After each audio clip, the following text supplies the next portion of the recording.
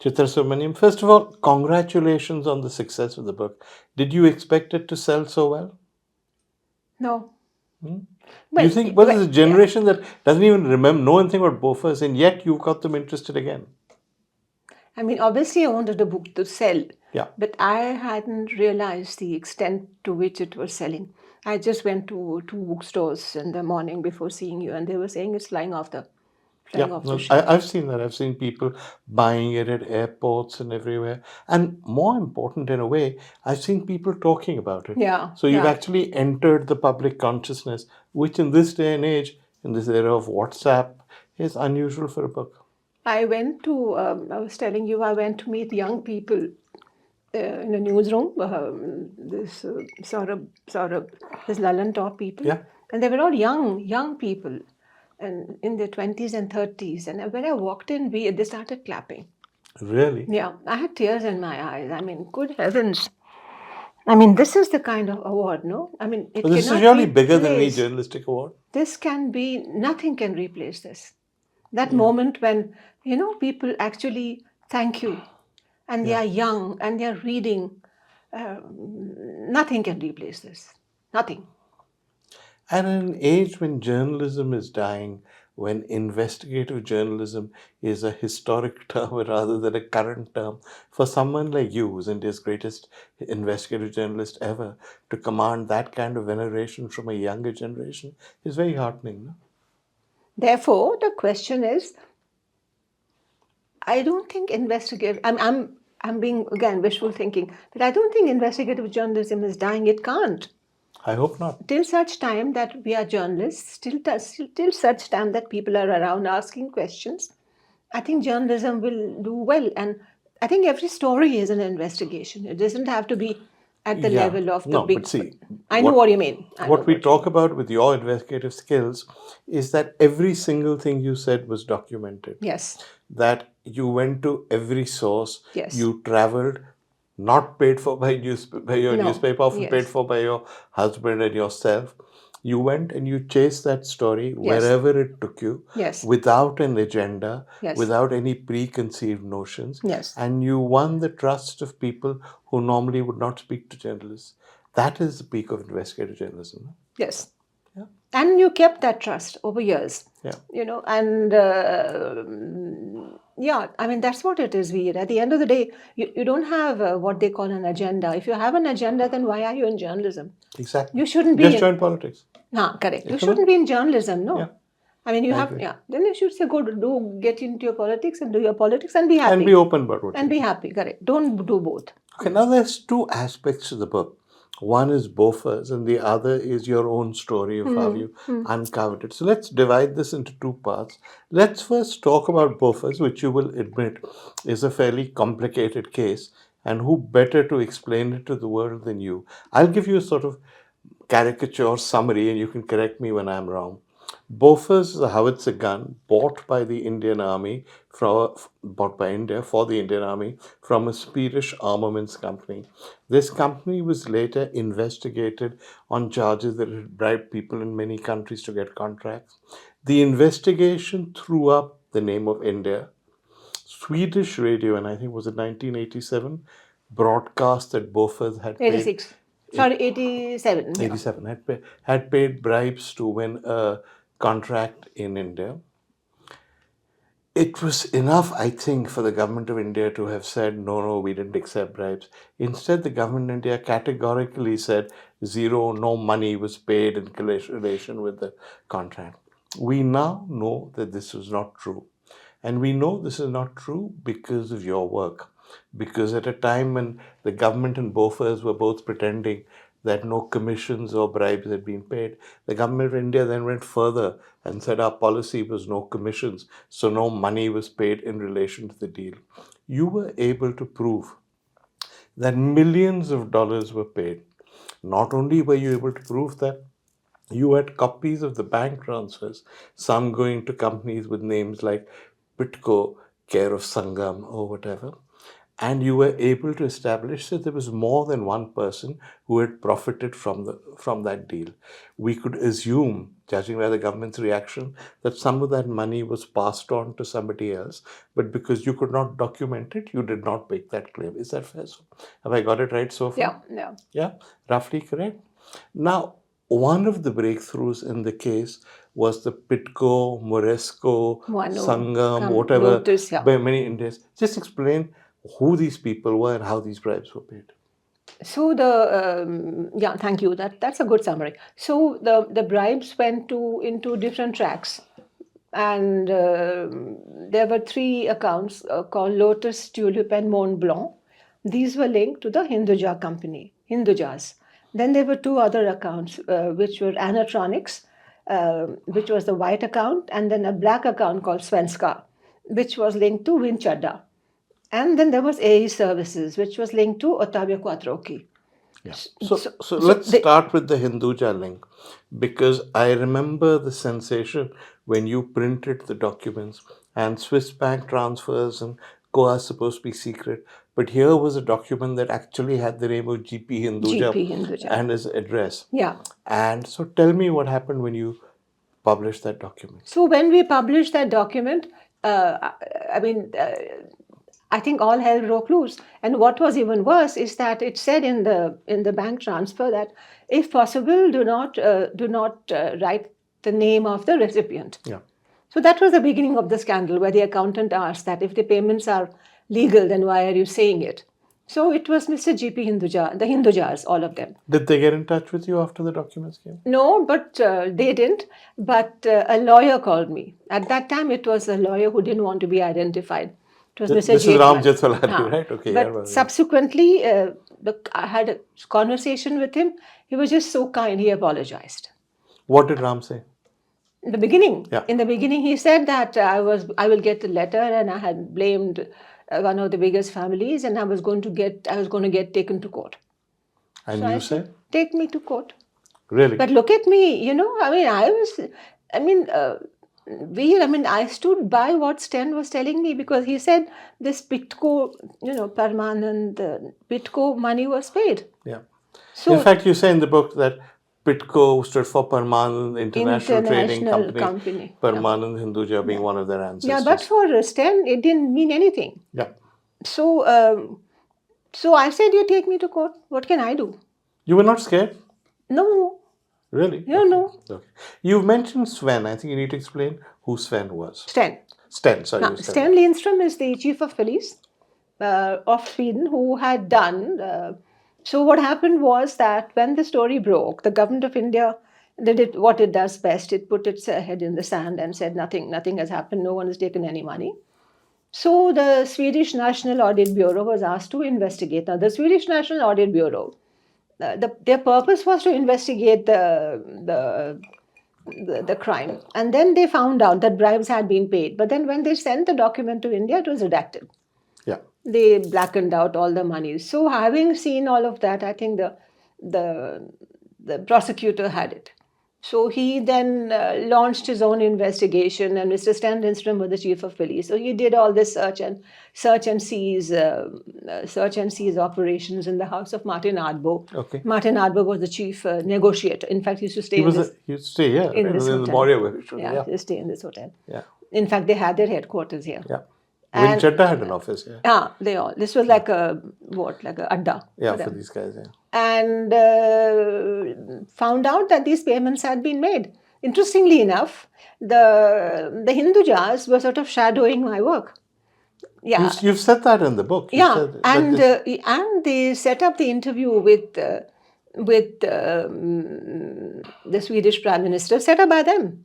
I didn't know that, really. It's there in the book. So But we know that for a fact? Yeah. They were that well connected. They were that well connected, and they told Mr. Ram that anyone to interview him, but not her. So when that story... You can see why. When that story appeared, when the interview appeared, Mr. Ram didn't tell the readers who had set it up. So on the one hand, you were talking to... they were one of the accused. Hang on, you're saying that around the time the Hindu was doing these stories, exposing people for being involved in the Bofors scandal, one of the people you had accused was actually facilitating interviews for the editor of The Hindu. For the Hindu, yes. So The Hindu. Yeah, and then he even told Mr. N. Ram that you should talk to me, and had you not spoken to me, we could have settled the interview. But then, to be fair to Mr. Ram, he didn't stop the interview. However, the Hindujas had direct access to everything, and never for once did they hide their. They didn't hide their closeness. To power and to everything. Okay, so the Hindujas was one trail. Another trail led to a company called Svenska, which was registered, if I remember correctly, in Panama. Panama. So tell us about that company. So the official the white track of When you say white track and black track, because Anatronics was known.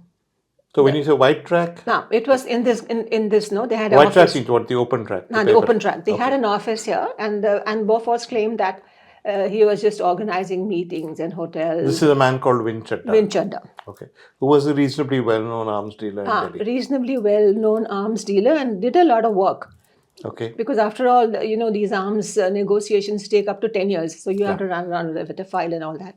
And then the unknown, the sunken part, the black part was Svenska Incorporated. That was in Panama. Now, Anatronics stroke Svenska received what proportion of the Bofors money?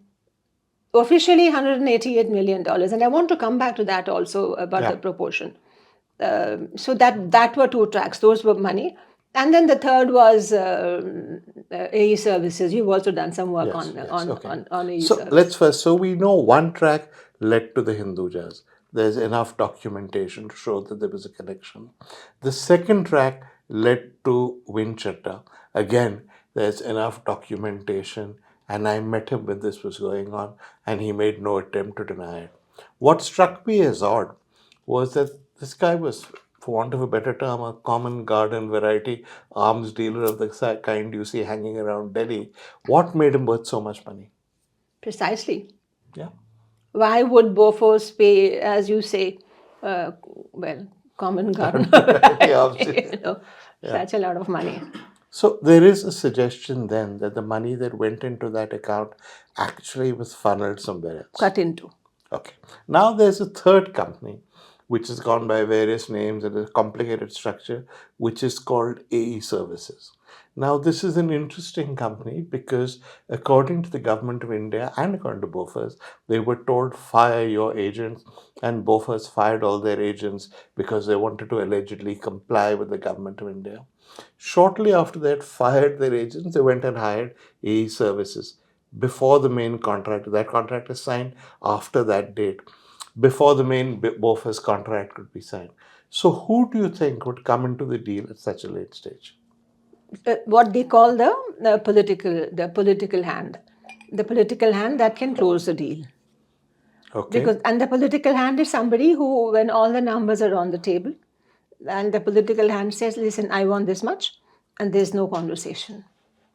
So, therefore, you can take the position, for want of a better term, that the first two tracks, Anatronics and Pitco, led either to direct individuals with some experience of the arms trade, who then may probably have passed some of the money on to others. In the case of AE Services, it seems quite clear that this was just a kickback. Is that fair? Yeah, because they had never been in this business.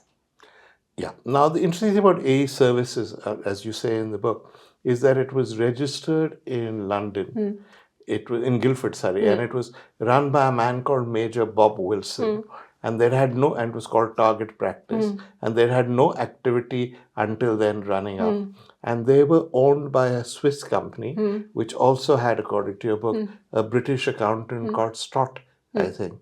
Again, it was not clear what possible connection. So they were trying to build, right? Yeah. So now you say in your book that your investigators have told you that they think AE Services had the most complicated structure of all of the companies.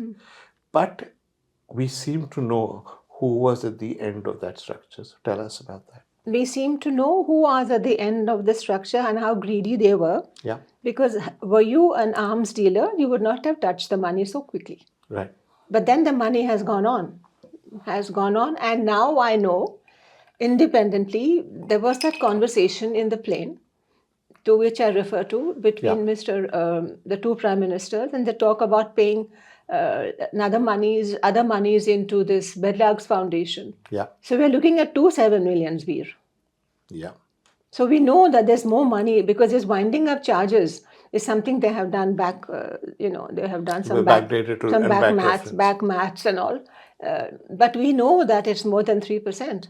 So if the deal of the deal, what proportion was supposed to be going to various agents or middlemen? See, Veer, if you look at what the arms dealer told me, it was 12%. 12%. And the deal was 1.4 billion, 1.4 billion in those days, which is probably 14 billion trillion or something. 14 billion at least, yeah. Yeah, and then if you look at that tuition class, which I say was a secret meeting, Yeah. Their document says 18.5%. So what are we looking at? Are we looking at 12%? Are we looking at 18.5%? Which is why I feel I think we should just get into finding out what's going on. Yeah. Until today, nobody has spoken to Sten Lindström. So what are you afraid to find out? Sten Lindström was one of your primary sources, yeah, and he's very celebrated for his investigative skills. Somebody sent me a copy of a letter he's written you. Do you mind if I read it out? No, sure. Yeah, it says, "Dear Chitra, what you have accomplished during your lifetime is held within a single breath of air as well as the full power of a storm." He's written in English. He's obviously a good English speaker. "When I searched for a way towards the truth, you appeared to have been sent from a higher power. You came with integrity, perseverance, and a rare ability to deeply understand a complex chain of events. At this time of my life, I have understood that time does not exist within actions, and it is a trough. Time is the current that the events of the story has slowly been traveling for you and me, leading us towards the truth. Chitra, if you can recall, we often return to a sentence that became a mantra. Time is our friend in our endeavor. Now the truth is not only yours and mine, but it is again open for the world. Let the world receive the truth with your book, but let it not be understood as the last word.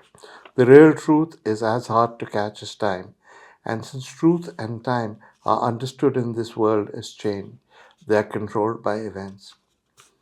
Now, whatever the fruits of our labors result in, on this journey through the decades, I wish you all happiness and all success." It's quite moving, isn't it? How old is he now? He must be mid-80s. Yeah. And it obviously means a lot to him, this investigation and what you achieved and what you... Trust, the trust and why we got on this journey. We didn't do this to get somebody or to go after somebody. It's very pure. Yeah. Why did he trust you? Because he seems to have trusted you in a way that he hadn't even trusted journalists in his own country.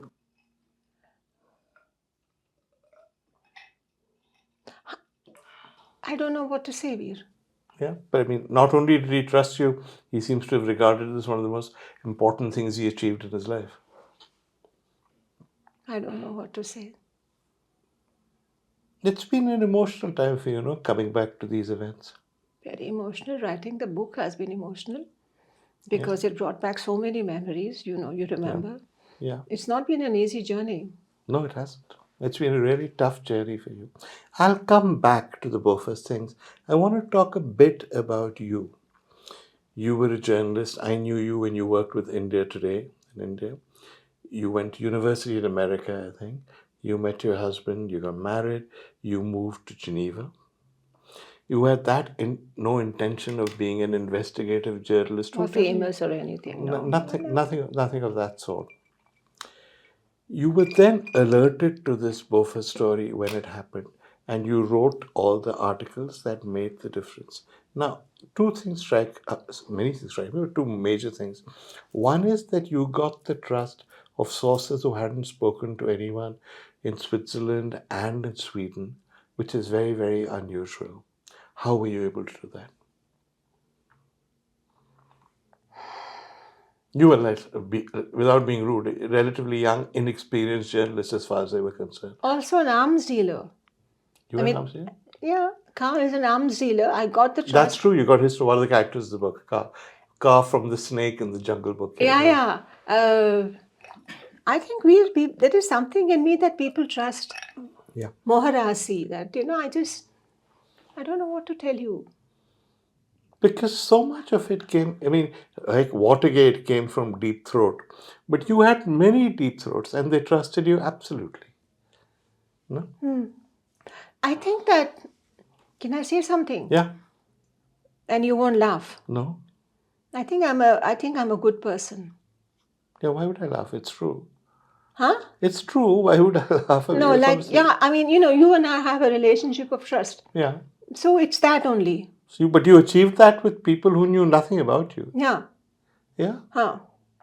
And I have people who, forget about Bofors, I have people who tell me about all their life while I'm shopping or sitting somewhere else. And it's not that I'm not interested, it's just that I'm saying, why are they telling me all this?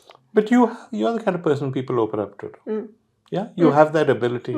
And they open up at least partly because they know you will not misuse or divulge that information. No. Which is a very important quality for a journalist. Yeah?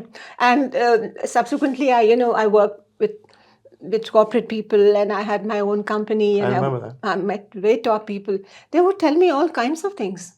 Really? Huh. Okay, I'm going to be careful what I tell you. No, it's not that. But I would not. I listen, and then that's it. Okay. I'm fortunate that people trust me, and I should be worthy of that trust. But you don't stop there. One is people trust you, but the other is, we talk about Deep Throat. His famous words to Woodward and Bernstein were "follow the money." Follow the money. Which is what you did. Yeah. You did a lot of documentation, a lot of digging. Did that come naturally to you? Because the book is about sitting and looking at companies, looking for them in various places. But I'm like that, no? I'm a curious person. But patient person. Because a lot of it is just drudge, no? A lot of investigative journalism is very boring. Yeah. A lot of it is, people think it's glamorous. It's not glamorous, it's boring. Looking at documents, looking at papers, not finding anything, not finding a lead. Heavens, it's just so tiring. It's just so much more important and easy to do something else. Okay. The other thing I think people now don't realize is that you were operating in an age where there was no internet, there was no email. All you had was a fax machine. I didn't even have fax at the beginning. I had only a phone. Then John Carlo bought a fax machine because I was running around. And there were no mobile phones. You had a normal rotary phone, and you had to hope that you would get through with that cord. It was that cord, yeah. And that's all you had. And if you sent articles, you sent them by telex. By telex. Yeah, people don't I don't even think I'm people sure know most what people a don't know telex what is. telex is You or know what what a telex what is? fax is. No. Telex was like if you type a message, instead of coming only on your screen, it comes on somebody's screen somewhere else. A fax is the same thing. You take a photocopy of a document. Instead of coming only in your machine, it comes in somebody's machine many miles away. That's all she had. Yeah. So all your research was not, hey, Google, do this or whatever. It was actually footwork. You went to legwork. You went and found out. Went to the library. You went to the Registre du Commerce Register, said, can you give me this, and then he would give me these big books, and I was pregnant. It's a lot of work. It is. Geneva, it's going up and down. It was not easy. The dredge. You were first pregnant and then you were a mother while doing most of these stories, a young mother. Yeah. And none of it seemed to have stopped you. You kept going on. Yeah. That I think is dedication to be able to do that. Now, when I read your stories, and I remembered you from India Today, but I didn't remember you in this avatar, they were byline Chitra Subramaniam and N. Ram. And I imagined then that the Hindu had one vast investigative team, and you were merely one arm handling the foreign stuff. That was not actually true, right? There was no team. So what was that? The team was Mr. Ram and me. Okay. Yeah, and then I used to send him stuff. In the beginning, I had to send a lot of notes. Okay. A lot of notes as to explain everything. And then he would write some of the pieces because we have very different styles. So he wrote the piece, which I think is still very heavy. But that was his style. But then he kept saying, we have a team, we have a team. So I said, at least when you're traveling, let me talk to the team. Yeah. So as far as I know, there was no team. Yeah, I checked on this also. There was no team. See? Yeah. And there was no investigation. There was no investigation. It was just you doing the investigation and Ram publishing the stories, basically. Yeah. Yeah. Did you at all resent the fact that he took credit to so much? Yes. You did, yeah? Well, because which had really damn all to do with it, was your research, your investigation. At the beginning, which is why I'm writing the book now. Yeah, I was angry. Yeah. I was angry that, people say, oh, he at least let you do the pieces. Damn it, I was doing the work. Yeah. It wasn't as if, no favor was being done to me. The other way around, no? He got a lot of fame. Nobody heard of him till the article. Till before that. Yeah. And I did all the work. I did most of the work. Yeah. And sort of dismissive, Very dismissive meaning? You don't know anything, you're young. Sort of dismissive attitude. Bully. Oh, really? I thought he was fostering your talent. But fostering my talent. Okay. Seems to be the opposite. Well, did you actually feel, because you say in the book at various times, things that you had wanted published, he sat on. He for sat reasons on he never explained, that things that he was conducting a parallel conversation with the Hindujas. Parallel conversation with the Hindujas. You can claim that I was in touch with the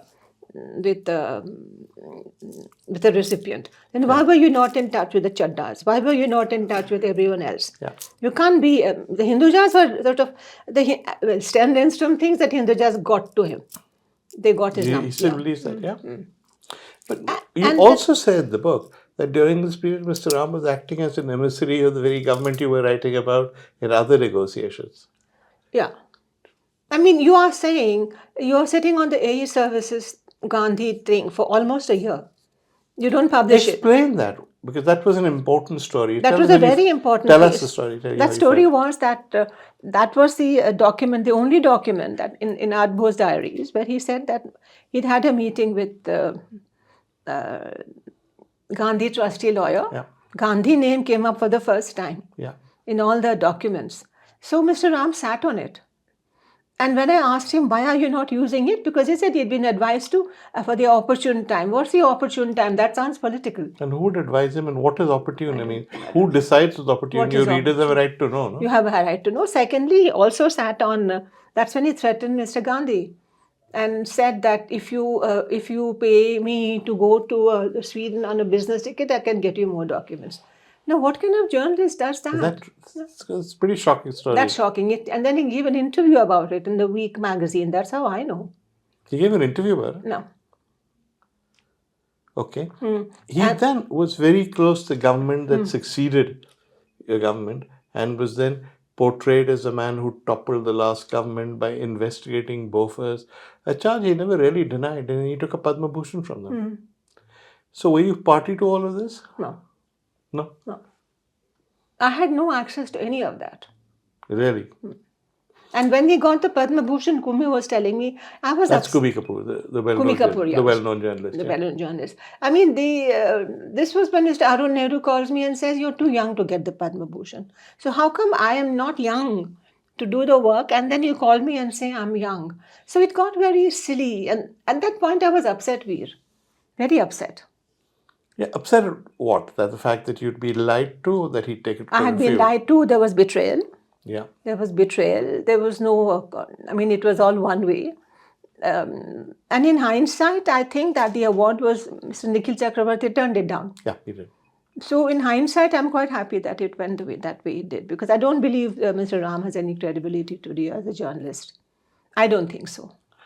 Well, a lot of his credibility is based on Bofors. So then what is that? Yeah.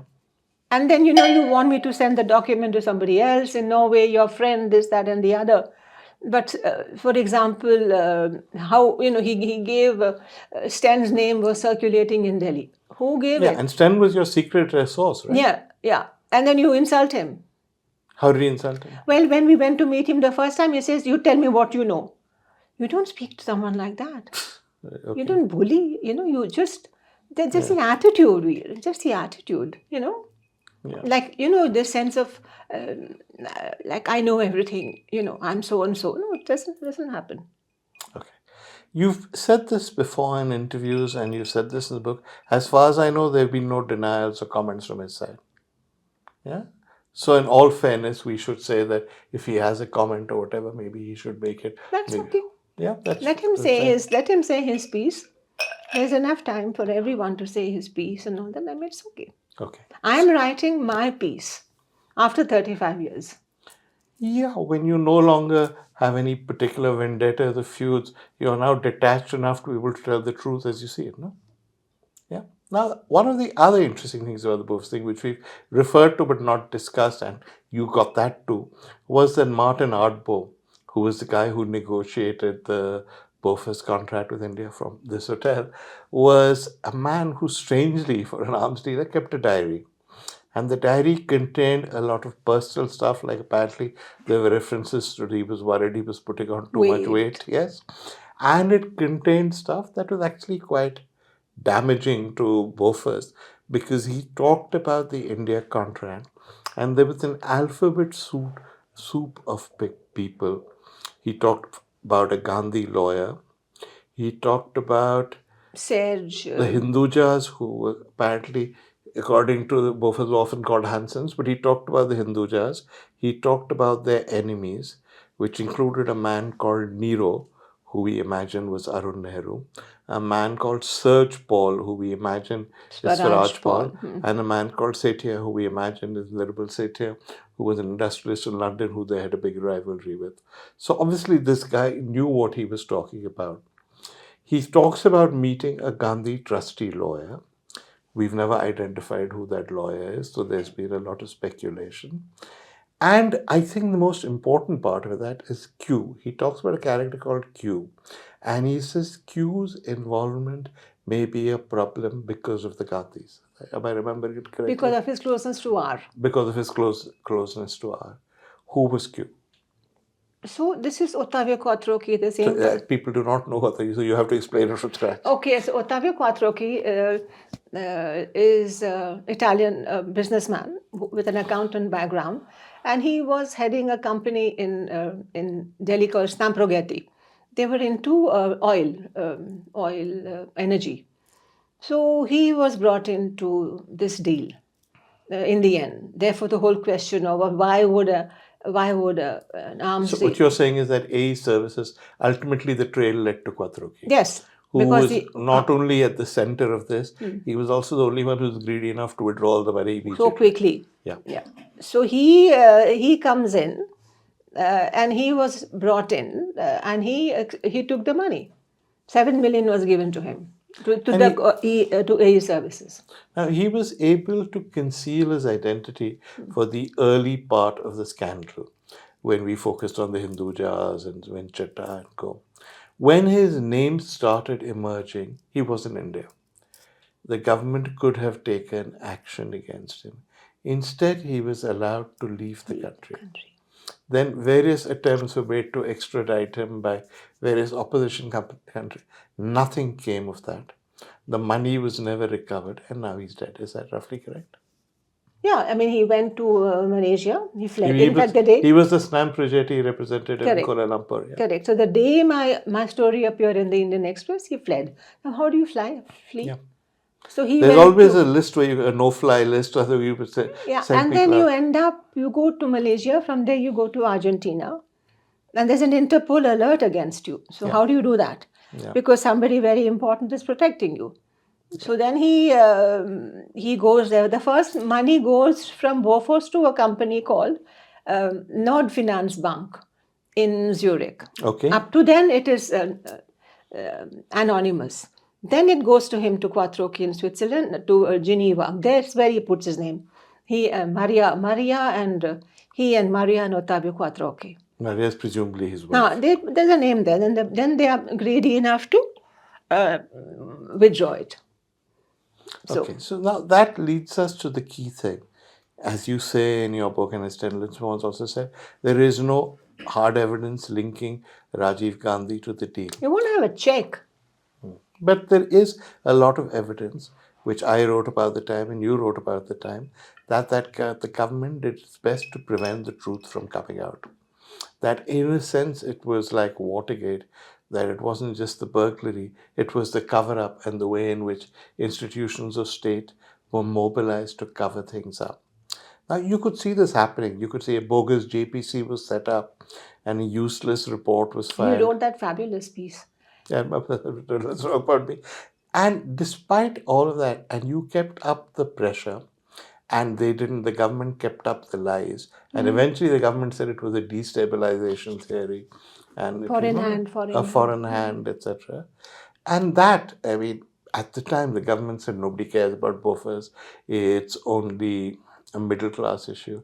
But I remember we interviewed Rajiv Gandhi after he'd lost the election. And I said, what do you think lost you the election? And he said, Bofors was probably the main reason. So I think it was on record. So I think there was a recognition then that Bofors had actually brought down his government. I didn't know this. Yeah, no, it's on the right. He said that Bofors had a lot to do with it. So when you've got something as wonderful for a journalist as being able to make so much of a difference that your articles have changed public opinion, then you put your faith in the government that comes afterwards. And you think things will be very different and that the truth will come out. But in your book, you say that that isn't what happened. No. What happened? Then Mr. VP Singh and all came to power, and I thought that the good people would come and the bad people would. That didn't happen. That didn't happen. I think you believe, remember what I remember this conversation, that with the new government coming in, there would be proper, competent investigations and we would find out what had really happened. It didn't work out that way, did it? It didn't. Why? Why? Because I, in all my naivety, I thought there are good people and bad people. And I remember telling Mr. Sten Lindström, he said, no, there are wheels within wheels. And that's what happened. I mean, that's when the election promise of Mr. VP Singh turned out to be what I thought was an electoral promise turned out to be a hoax. Yeah. And subsequent governments have continued to do that. Yeah. Everyone speaks about corruption as if it's something like, I mean, it's important. This is where I think we as journalists must not get into the political discourse. Yeah. Politicians will do what they have to do, and we have to do what we have to do. But the subsequent governments did not do anything. I mean, yes, they came with the letter rogatory and all that, but that too turned out to be quite. But wasn't the letter rogatory rejected, you say? Yes, the first they're time. so incompetently done. It was so awful the first time. There were threads tied all around it. They had what they call tampon humide, which is the stamp, and then scribbled on and all that. It was thrown out. And then now Kumi tells me, Kumi Kapoor, that it was sabotage from day one. Yeah. So the CBI was sabotaging its own work. It was thrown out the first time. Then the second time it was accepted. Now there's a sideshow in all of this because when the investigators are there, they try to substantiate a charge that VP Singh had frequently made, that Amitabh Bachchan had taken the payments. And they then announced that they had found a sixth Bofors account and it was in the name of Amitabh Bachchan. Amitabh was in the name of Amitabh. What was the evidence? There was no evidence, Vir. Absolutely no evidence. And then there was no account like that. But when it comes from such a high office. Yeah. We're talking about the office of the CBI, the head of the CBI. We're talking of the head of the Assistant Solicitor General. And this thing about talking loosely around yourself, this is the way the government works. And certainly that government worked. That's how that government worked, yes. You had your own Amitabh Bachchan story. You met him in interesting circumstances. Tell us. Mr. Amitabh Bachchan came home. Your house in Geneva? In Law. We lived in Law. In Law, yeah. Where you came, where you had come. And he came with his wife, and then we spoke. Basically, I said, I don't have any evidence. And then we met a few times outside. And, the man was on the run. Yeah. It was very wicked. Worst phase in his life. Very wicked. I didn't understand that. The wickedness and the viciousness of, as they say, you really ground him to the ground, Yeah. Your husband's as tall as he is, right? Taller. Which one is taller? Giancarlo. That's what he said. He was taller than me, yeah. Oh, really? How tall is Giancarlo? Taller than Mr. Bachchan. Oh, really? Okay. Yeah. So when you'd been a Amitabh Bachchan fan, I remember that. So when you Yeah. were, so when you were dealing with him and he was at his worst, was down and out, what was it? What did it feel like? For me, Yeah. was terrible. I Yeah. felt terrible. That's something that I had done, that I had not done. You were not done. You hadn't said that. Exactly, that I was trying to. You see, how do you deny what you've not done? Yeah. And I remember talking to you, Yeah. and it's a horrible situation to be. First, you have this story going on, then you have a little baby to raise, then you're trying to tell somebody of his stature. You're trying to save the story, save the baby, save so many things. It was horrible, Veer. It was horrible. I don't wish this on anyone. Yeah. And if I didn't have friends like you or Kumi, I mean, you were like a source of support. Oh, come on. Yes, yes, yes. I You mean, didn't. let's be You were. I honest. mean, we were just voices at the end of a telephone line. You were on your own, going to strange countries, meeting people in strange government offices, and yet unearthing the truth. No? But voices are this, yeah. But the fact was that people I trusted, again, people with whom I had faith, I could pick up the phone and say, "Listen, I don't know what's going on. I'm going to tell you what's going on." Yeah, but I remember during the second phase when the government had changed and they were investigating it, when you didn't seem to be playing ball on the Amitabh Bachchan allegations, etc., a whisper campaign was launched against you. Whisper. They wrote terrible things. Like what? That I had this, had become soft on him, On Amitabh. and nasty pieces written by people whose name I don't wish to take. But who you named in the book. I've named one, I didn't name another one. But why? Because you didn't would. play along with their political agenda. But And there was isn't no agenda for me, no. no, they had an No. agenda. Isn't that often the problem when you do proper investigative journalism? That you follow the truth no matter where it leads. Whereas these guys want to manipulate the truth Yes. because they wanted to lead in a particular direction. Exactly. And then if you don't, then they make you out to be the enemy of the state. Yeah. Because they decide what is your line. Same thing happened with my editor. They decide what the line is, and if you don't agree with them, then you're the enemy Your of the editor, you state. mean Ram again? Yeah? Yes, Yeah. because he had his own thing to do with the family and all that. Then you realize there's this big story going on, and each one is trying to pinch and take stuff from themselves. But this is where you have to put your head down and say, no, I'm going on the straight and narrow, which is why Mr. Lindström was helpful, and John Carlo. And this is something I'd like to tell young people, that just keep the focus, keep the focus, keep the focus. If you don't write your story today, it doesn't matter. You can do it tomorrow, but don't write anything that you're not comfortable with. Now, all of this happened in the 80s and the 90s mostly. We're now in 2025. I know the story because I know you, but most people have only seen bits and glimpses. What made you finally sit down and tell the whole story? I had to tell it to myself first. Yeah. I had to leave something for my children, and this is the only piece that there is, comprehensive telling of the story from my perspective, Veer. I have never said this. Yeah. I've never I written mean, anything like this. I knew you reasonably well during that phase. Even I didn't know half the stuff that's in the book. Yeah. You've never talked about any of this. Yeah. So now I talked about it, decided to talk about it. And during that period, when you're saying Ram was doing all this, you were actually, as long as you worked for the Hindu, very loyal. You wouldn't say anything to outsiders or whatever. Yeah, but I'm a loyal person. Yeah. And I'm a loyal friend. So what happens now when have you met Ram since then? Have you talked to him? He's not reached out to you? I mean, it doesn't really matter. No, it matters to him, no? Because but then now I have literally moved on. I mean, I've survived 2 cancers. There are things that have happened to me which are far more important than Bofors. I mean, I'm saying that I moved on. And no gila shikwa, anything. You do what you have to do. I'll do what I have to do. This place in this world for everyone. If you have something to say about the book, say it. It's okay. 35 years later, I need to write down what I have to write down. Since you brought it up, and I wasn't going to bring it up, you've gone through quite serious health scares in your life, yeah? There have been times when things have looked bleak. You fought it. You've recovered. You're here. You're doing this grueling series of interviews. You're in your, shall we say, 60s. You've had all this health. And yet, there is a certain passion that still fires you when you talk about that story. Is it difficult when your body has done this to you before for this the fire to keep you going?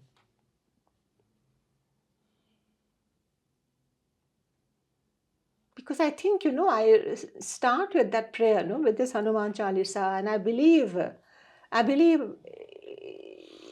in the innate power of human beings to change things. And I believe that I have some kind of a need to do that for India. Yeah. I really believe that, Veer. I really believe that we can be a superpower. I genuinely have faith in my country. So what keeps us back? Our own stupidity, in Indians. Yeah. I think Indians are India's worst enemies. Which is sad, no? Because we're both Indians, for us to have to admit that. It's terrible. Yeah. When you look at the stupid things we do, I mean, people ask me if I had to face racism. No, I said I had to face stupidity. And I face that even today. Yeah. You face that. We all face that. Now, when you've met so many young people in the course of this, I mean, you've come to India often, but you come basically family or whatever, or a wedding. You haven't met as many different people as you've met this time. Are you optimistic about the Very, young? Yeah. very optimistic, more than I was, say, 4 or 5 years ago. Tell me why. Because there is interestingly enough, I've met a lot of people. They're competing against themselves to do better. Yeah. And I find that very good. Maybe there's something in the air. I think there is a lot of sense of competition. They want to get ahead. Which is a good thing, no? Okay. I find them competing against themselves to do better. Not just against the rivals or whatever. It's an internal thing. No. There is all this right wing, left wing, all that garbage. Well, forget that. But That's we're all still the India. garbage. But then there are people who want to learn more. They want to do better for themselves. They want to get ahead in life for themselves. And this I find very good. So, on the whole, you're an optimist? Of course I am. Yeah. Yeah. Okay. Chitra Subramaniam, congratulations. Thanks, Veer. What a Thank privilege to interview you and My to talk pleasure. about what you've done, to be in the same room as India's greatest investigative journalist who's brought down governments, who's changed the way we look at things. Thank you. Thank you, my friend. Thank you.